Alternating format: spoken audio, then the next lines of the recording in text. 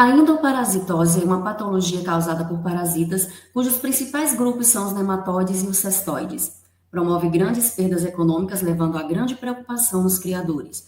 Está relacionada com problemas de manejo, higiene, nutrição, genética e ambiente inadequado. O trabalho a seguir trata-se de um audiobook, em formato de atlas, que apresenta as peculiaridades inerentes aos principais endoparasitas que acometem as aves. Cryptosporidium, classificação. Cryptosporidium é um protozoário que pertence ao filo Apicomplexa. Apresenta um ciclo de vida complexo, incluindo fases de reprodução sexuada e assexuada, que termina com a excreção de oocistos nas fezes do hospedeiro. As principais espécies que acometem as aves são o Cryptosporidium bailei, na bucha de Fabricius, reto, cloaca e trato respiratório, e o Cryptosporidium meleagrides, no intestino delgado. Animais imunossuprimidos são mais susceptíveis. Morfologia ovo. Possui forma elíptica ou esférica, medindo de 4 a 6 micrômetros, o qual se dá o nome de oocisto. Dentro de cada oocisto encontram-se 4 esporozoítos, e sua parede pode se apresentar em 2 tipos, parede espessa e parede delgada. Na imagem observamos oocistos de Cryptosporidium bailei e meleagrides. Na imagem 2, observamos esfregaço fecal, evidenciando oocistos. Aproximadamente 22 espécies são acometidas. Vários genótipos de Cryptosporidium já foram identificados acometendo aves, tanto domésticas quanto selvagens, répteis, anfíbios, peixes e mamíferos, incluindo o homem. Forma de transmissão direta. Ocorre por via fecal oral. Forma indireta. A principal forma de transmissão é através da água e alimentos contaminados com os oocistos do protozoário. Sinais clínicos. Formas clínicas em aves, a forma respiratória, a gastrointestinal, na bucha de Fabricius e eventualmente a renal. Ocorre diarreia aguda, dores abdominais, emagrecimento, apatia, letargia, anorexia, tosse, espirros, murmúrios, dispneia e conjuntivite. O diagnóstico dá-se através de exames coproparasitológicos. Lesões anatomopatológicas. Ocorre a hiperplasia do epitélio uretral e dos dúcteos coletores e presença de necrose, infecção no epitélio da mucosa dos dúcteos das glândulas do proventrículo com presença de diarreia aguda, presença de exudato caseoso na luz do intestino, hipertrofia e hiperplasia de células epiteliais, perda de vilosidade do epitélio e leve atrofia linfóide. Na região da traqueia ocorre a presença de exudato, além de petequias no seio nasal. O tratamento. O manejo é o principal mecanismo para evitar a disseminação da infecção. Para a criptosporidiose, tanto em humanos quanto em animais, o tratamento é apenas sintomático. Na imagem da letra A, observa-se dispneia por inoculação de oocistos de Cryptosporidium bailei. Na B, traqueia, hiperplasia e infiltração inflamatória nas células da submucosa. C, aderido nos brônquios, células inflamatórias infiltradas na submucosa e epitélio com exudato no lúmen. Na D, epitélio da traqueia com Cryptosporidium e a Escherichia coli. Na imagem A, observamos exudato caseoso no lúmen da bucha de Fabricius. Na imagem B, infecção massiva com parasita em diversos estágios. Davania proglotina, classificação. É um parasito gastrointestinal cestoda que acomete aves domésticas. É o cestoda mais patogênico das aves domésticas. Morfologia. São hermafroditas com corpo segmentado, dividido em escólex para fixação, e estróbilo, que é o corpo dividido em proglotes. Não apresentam sistema digestivo. Cestoide pequeno, com rostelo armado com numerosos acúlios pequenos. Ventosas também pequenas, circulares e armadas com acúlios pequenos. Testículos dispostos em 2 fileiras na extremidade posterior da proglote. Poro genital regularmente alternado e localizado na borda anterior da margem lateral. Ovário anterior aos testículos. Vitelária entre os testículos.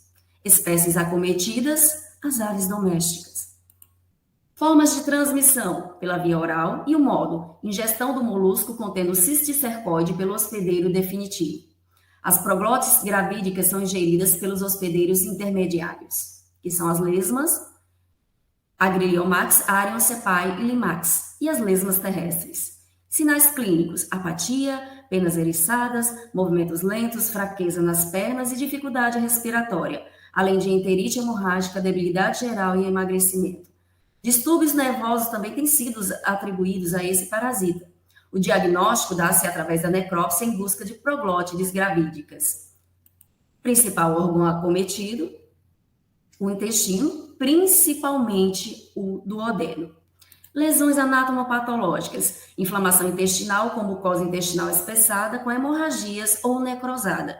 O tratamento dá-se através da administração de mebendazole, albendazole, niclosamida ou praziquantel. Bom, falando um pouco, né, sobre esse tipo de endoparasita, né, eles são considerados menos patogênicos do que os nematóides, né, mas também podem infestar aves em grande número e causar doença clínica. Então, ele, com relação à sua classificação, ele é um filo, né, é um plateuminto, da classe Cestoda, né, que é um verme achatado, da ordem Cyclophilidae. Então, o verme adulto, ele possui um corpo em formato de fita, contendo 10 a 25 centímetros de comprimento. Os ovos, né, ele possui cápsulas ovígeas, contendo de 6 a 12 ovos. Então, além disso, eles não possuem, né, um aparelho digestivo, né, e se alimentam pela absorção do conteúdo intestinal. E eles também são hermafroditas, ou seja, eles possuem os dois sexos. Com relação à transmissão desse endoparasita, né, a transmissão vai ocorrer pela ingestão, né, de ovos de parasita através de água e alimentos contaminados. E as principais espécies acometidas são galinhas, frangos, perus e codanas japonesas. E os sinais clínicos elencam a sintomatologia diversa, né, como letargia, anemia, inflamação na bolsa de Fabrícios e diminuição do consumo de alimentos. Com relação a falar um pouco sobre o ciclo, né, desse endoparasita de forma bem rápida aqui, eles são cestoides, né, que vão parasitar o intestino delgado das aves, como eu já falei, e essas aves que vão ser infectadas, elas vão liberar fezes, né, contendo as proglótides, que são grávidas, as proglótides grávidas vão ser liberadas nessas fezes, e aí eles vão ser ingeridos pelos hospedeiro intermediário, né. Então, esse parasita necessita do hospedeiro intermediário, né, para completar a sua fase adulta, né, que são eles as moscas, ou os besouros, ou as formigas. Então, esses hospedeiros intermediários, eles vão se tornando infectantes, né, com essas larvas contendo cisticercose, e quando esses hospedeiros definitivos, que são as aves, elas consomem esses hospedeiros intermediários, a partir daí, né, começa a evolução, né, digamos assim, do desenvolvimento das proglótides. E o seu período para patente é de 2 a 3 semanas, né. Com relação ao principal órgão acometido, como eu já falei, é o intestino, e as lesões anatomopatológicas vão incluir a lesão na mucosa intestinal com presença de eritema, petequias e conteúdo mucoso, além da destruição da mucosa e infiltrado inflamatório e lesões tissulares intestinais. Com relação a esse outro tipo de endoparasita, ele é classificado como nematomídeo e é um nematóide, né, que são os vermes cilíndricos agora. O nematóide, esse nematóide ele adulto é branco, com corpo ornamentado de cordões cuticulares e comprimento total de 6,2 e 8,35 milímetros. A sua principal forma de transmissão é através da ingestão, né, de crustáceos isópodes, que são esses besouros aqui, que é o hospedeiro intermediário, e a principal espécie cometida por esse parasita são as aves domésticas e também as aves silvestres. E os sinais clínicos vão incluir aí a lesão na musculatura, né, no caso do proventrículo, o que vai diminuir a capacidade de maceração dos grãos, né, e vai ter aproveitamento dos alimentos, fazendo com que essas aves, elas digamos, retardam, né, o desenvolvimento com relação ao seu peso corporal. Então, falando mais uma vez bem rápido com relação ao ciclo biológico desse parasita, né, os ovos, né, eles saem lavados nas fezes e do hospedeiro intermediário ingere. E a partir daí, no tubo digestivo, a evolução até a L3, né, desses hospedeiros intermediários, e as aves, quando ingerem esses besouros, né, que são o hospedeiro intermediário, acabam se infectando, e essas larvas elas vão acabar penetrando na moela até a sua evolução adulta, né, contaminando e prejudicando essas aves.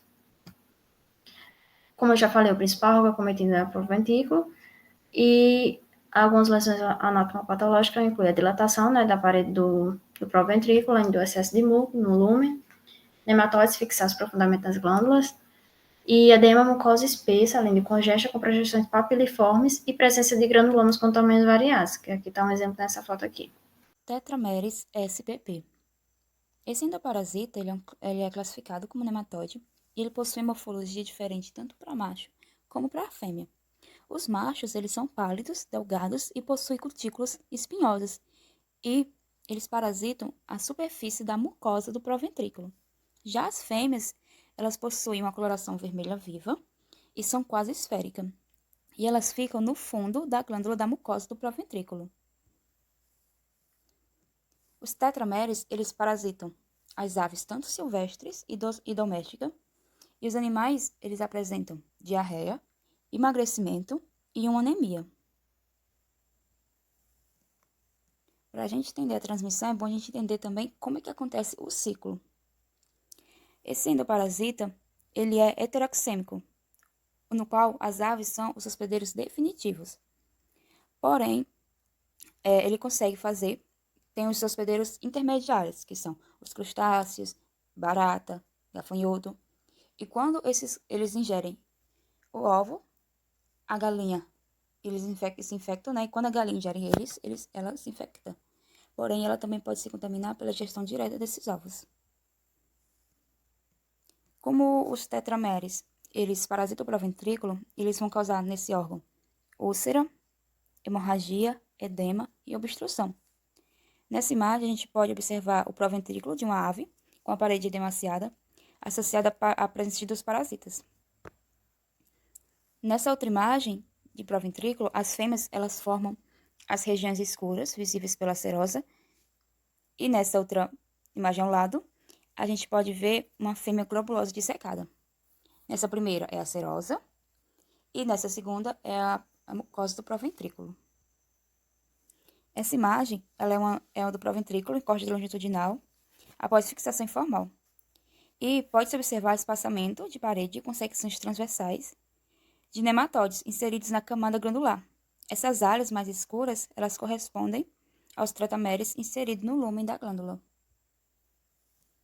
Outro endoparasita é o Syngemos trachea, que ele também é um nematóide, e ele possui um dimorfismo sexual acentuado, em que o casal vai apresentar uma cópula permanente e ele vai apresentar uma forma de Y, devido à posição do órgão sexual da fêmea. Nessa primeira imagem, a gente pode ver uma fêmea acasalando com o macho. A morfologia do macho e da fêmea também vai ser diferente, no qual os machos eles são menores, eles medem em média 2 cm, e possuem uma coloração branca. Já as fêmeas, elas medem em torno de 12 a 13 centímetros e possuem uma coloração avermelhada. Os ovos, eles vão apresentar um opérculo espesso em ambos os polos. Esse endoparasita, ele vai parasitar tanto galinha, peru, ganso e codorna.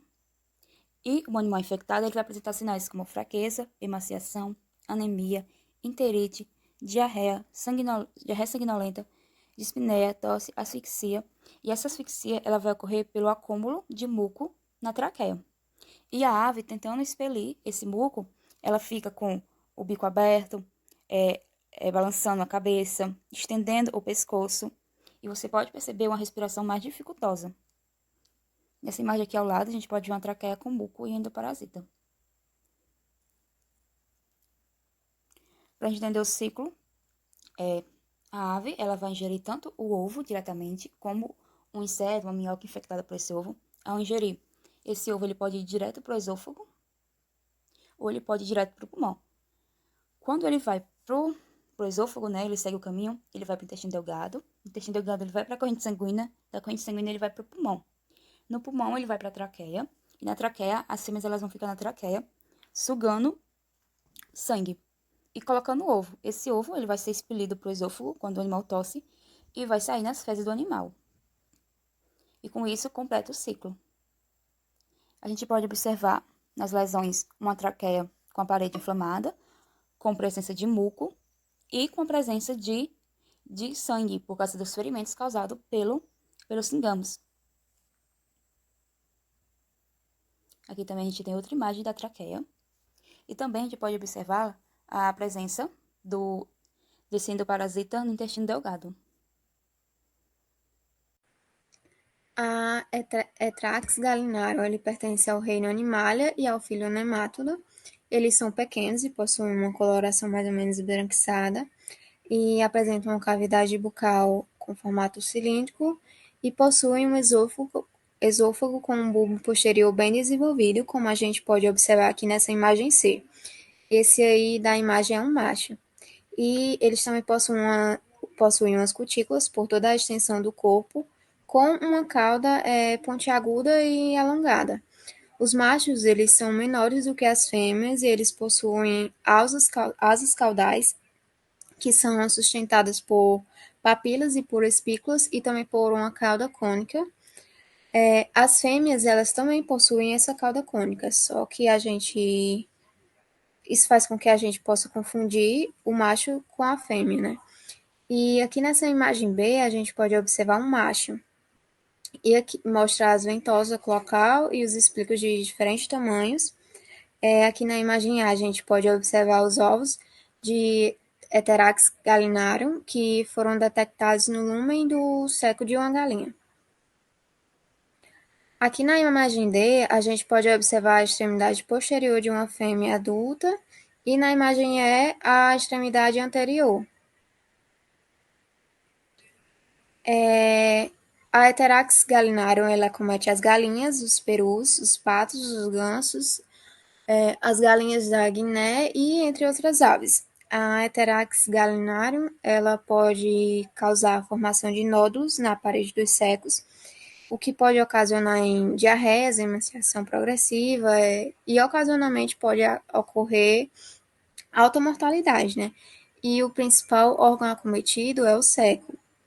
A gente pode ver aqui nas imagens a Heterax gallinarum no lúmen do seco, sendo observado através da parede do órgão. E aqui a gente pode ver ela no seco aberto.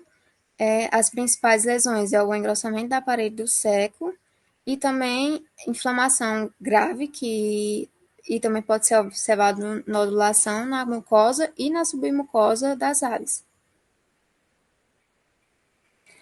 A Ascaridia galli, ela também pertence ao reino Animalia, ao filho Nematode.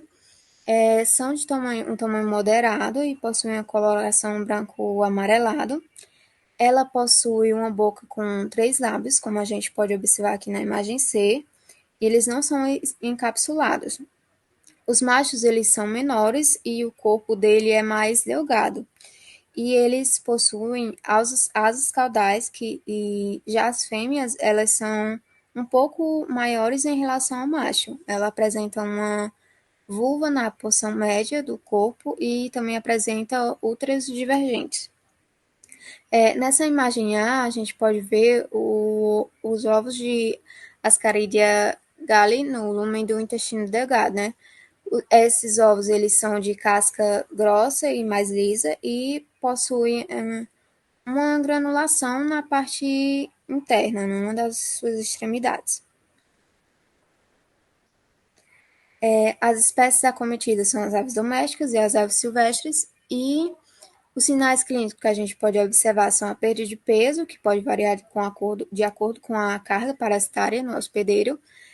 Pode apresentar também anemia, anorexia, má absorção de nutrientes, infecções intestinais graves que podem evoluir para um óbito dos animais e, em quantidades significativas, pode ocasionar em perdas econômicas também. A Ascaridia galli, ela pode ser observada no intestino delgado, no proventrículo, na moela e, de forma mais esporádica, no esôfago e no intestino grosso. E pode ocasionar também a congestão da mucosa, erosões nas vilosidades do intestino e também hemorragias podem ser comuns. Nessa imagem, a gente pode observar uma grande concentração de Ascaridia galli, obstruindo o intestino delgado, né? Mais precisamente aí no jejum. Isso é no frango de corte, que foi criado em condições de manejo não muito ideais, com bastante falha de biosseguridade, de limpeza, enfim. Essas condições, elas favorecem bastante o retorno de vários parasitas. Já a capilária é classificada como sendo pertencente ao filo Nematoda e à ordem Tricúrida. Os vermes adultos são caracterizados por serem esbranquiçados e finos, similares a capilares, podendo atingir entre 5 e 15 milímetros. Os seus ovos são bioperculados e têm casca grossa, tendo as medidas de 50 micrômetros por 25 micrômetros em média, sendo que o formato deles, apesar de ser geralmente bioperculado, o formato pode variar de acordo com a espécie do gênero Capillaria. A forma de contaminação se dá pela ingestão de ovos ou hospedeiros intermediários que vão contaminar as aves. Um dos exemplos de hospedeiro intermediário, nós podemos citar os anelídeos, como as minhocas. As espécies acometidas são diversas, né? Podem atingir desde galinhas, perus, patos, inclusive aves silvestres, tendo vários relatos de capilária em animais silvestres. No caso, a gente trouxe um exemplo em que eu e Lucas somos autores de um artigo que foi publicado como sendo o primeiro relato de parasitismo nessa espécie de ave, que é a Neocrex erythrops, o turutu. E a gente conseguiu diagnosticar que ela tinha capilária, só que de forma subclínica. Então, várias espécies podem ser acometidas, sendo que os sinais clínicos podem variar desde uma infecção subclínica e não apresentarem sintomas, ou quando ocorre a infecção maciça, os animais podem apresentar diarreia, perda de peso e apatia.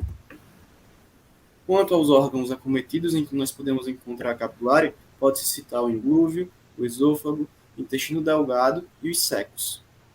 Quanto às lesões anatomopatológicas, podemos citar a ocorrência de inflamações e ulcerações nos locais de fixação dos parasitas nesses órgãos acometidos, sendo que não é algo tão evidente. Só citando o tratamento que alguns autores sugerem, nós podemos falar sobre o levamisol, febendazol e a ivermectina, sendo que para cada espécie animal a gente teria que fazer uma comprovação. Na imagem a gente pode verificar um corte histológico do intestino delgado, evidenciando estruturas que são compatíveis com um corte capilar, né? Essas estruturas ovais apontadas pela seta. Já a giardia, as espécies do gênero giardia não são tão comuns em aves de produção, mas nós trouxemos como um outro ponto, incluindo aves silvestres. A giardia é classificada como sendo do filo Protozoa, né? Então ela é um protozoário flagelado e apresenta duas formas morfológicas, sendo o trofozoito, que é a forma ativa, e o cisto, que é a forma infectante. Nas aves, principalmente, a ocorrência são dessas duas espécies, Giardia psittaci e Giardia ardea. Aí na imagem a gente pode verificar uma ilustração evidenciando a Giardia psittaci, que tem essa diferenciação morfológica no sulco, apontado pela seta, e também temos uma imagem de Giardia, de um cisto de Giardia. A forma de contaminação se dá por ingestão do cisto, que é a forma infectante. Essa ingestão pode ser orofecal, né? Então as aves podem se contaminar por fezes, mas também por alimento ou água contaminada, sendo comum, já que a giardia sobrevive nesses ambientes. As espécies acometidas são principalmente animais silvestres, né? Não existem muitos relatos de giardia cometendo aves de produção, como galinhas, perus, mas entre as aves silvestres, os psitacídeos silvestres e mantidas em cativeiro, né? Mantidas como animais pets. Os psitacídeos são os mais acometidos, incluindo relatos em periquito australiano, calopsitas e agapornis, sendo que os sinais clínicos são também inespecíficos, incluindo uma síndrome de má absorção, que vai levar a uma diarreia mucosa, perda de peso, prostração, e pode evoluir para óbito. Também existem dois sintomas que não são comprovados cientificamente, mas vários veterinários especializados na medicina de animais silvestres suspeitam de giardia quando as aves apresentam prurido e bicamento das penas, com arrancamento das penas também, e associado aos outros sintomas como diarreia e perda de peso, pode-se haver uma suspeita para giardia.